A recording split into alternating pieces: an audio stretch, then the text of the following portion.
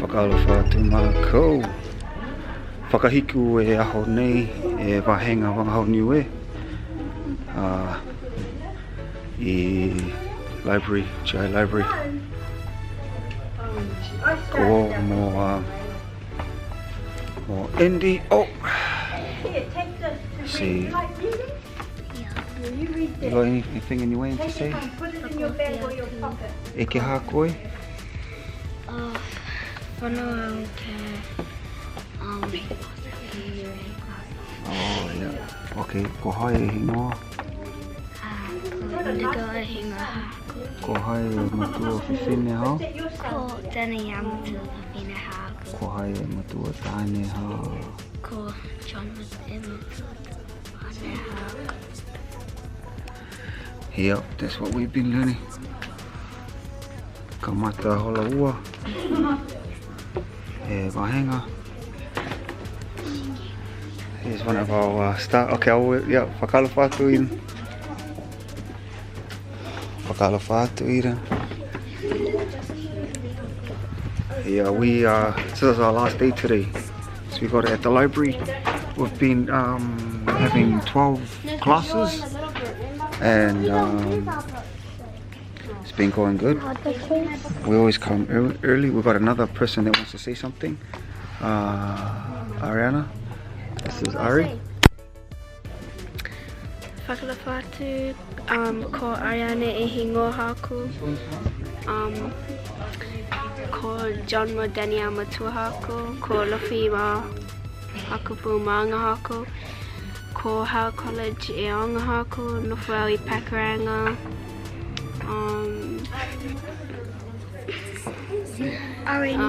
Wait. Whakoelahi. How do I end it? Yeah, so back to what I was saying. Manako o ke whakaako tau tamahaku ke ako e wangahau Niue. Our classes, we got 3 groups. We got the beginners group, the middle group and the advanced group. So my mom, she takes care of the advanced group. The poetic, deeper metaphor type learning of the words and phrases. I just got the basic, the middle group, so just basic conversation. I just pretty much teach them all what I know, and then my sister teaches like the 5s up, the 1, 2, 3, 4, 5s, the beginner. So it's good, you know. So if the group's too fast or too slow for you, you can just jump up or jump down depending on where you're at. So it works well. Yeah, whiwhia lahi au me ke whilewea mo tau tangata Niue, ke ako e wangahau Niue, tau tamahaku lauka e wangahau. E whiwhia tau tamahaku ke ako e wangahau Niue. Oh, hoko te e mahakitanga haku, ko Wuma. This is the teacher that does the beginners group. Yep. My son loves that group. Hey Jackson, you like your group? Yes.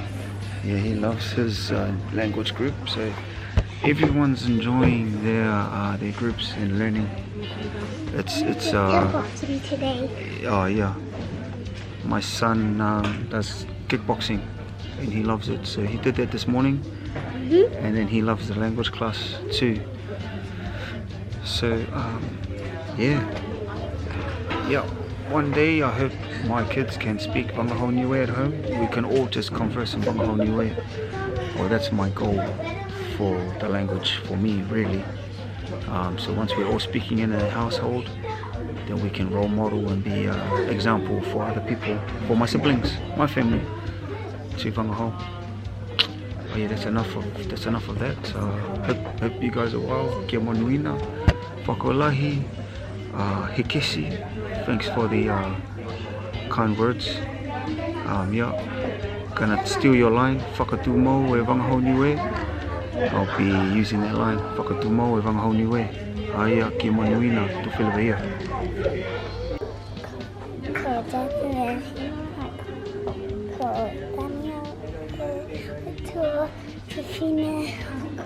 Ko ko John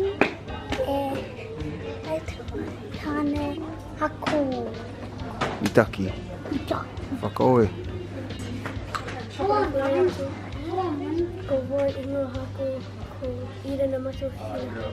No. Ko really mo fetu na mato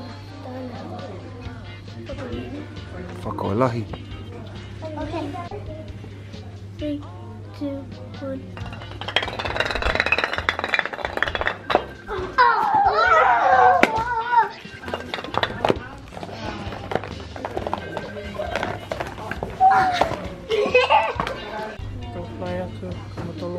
Ko Elijah ingoa haku, ko Stephanie matua pipina haku, ko Ashitana matua tāna haku, makau Glenanas, ko Mariana matua tupuna pipina haku, ko Steven matua tupuna tāne haku,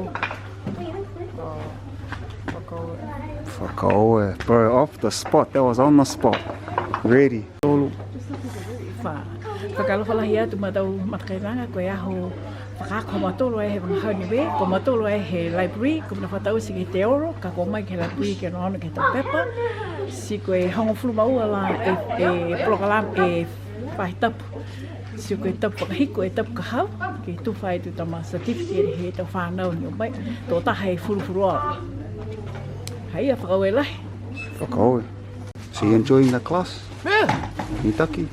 Nataki and slash biggest meal, but yep, Nataki ho. And enjoy. Whakaoe. Shee!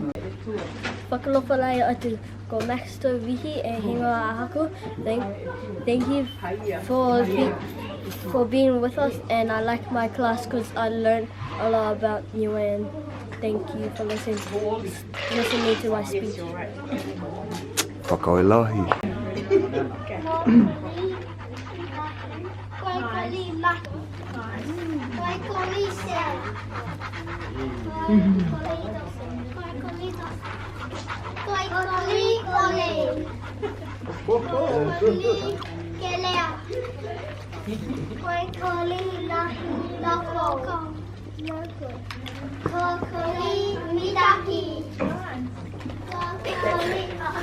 And this one? Yeah!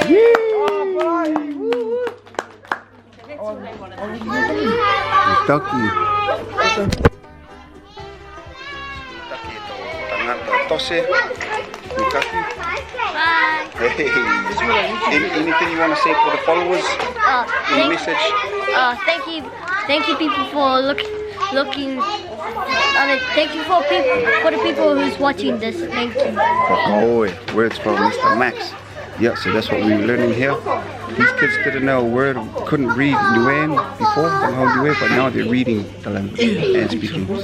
Yeah, we got our number one supporters here. We got bodybuilder Vita. Hey! I like your class. That was pretty cool. These guys did a good job. The performance.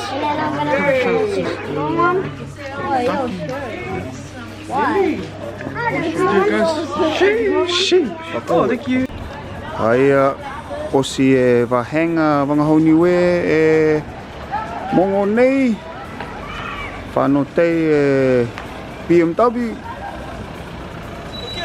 Koe. Aia, e ke hā koe? Ke mahe. Aia, Homo. homo. Sweet. Okay, Munenge ao. Aia, munui. Aia.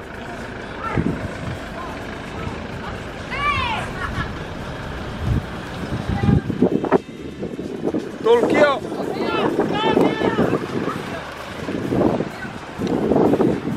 Ya. Talio ke o a lautolu ki kaina.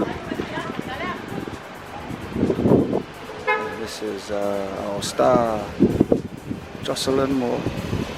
Mua kia. Hai. Hai.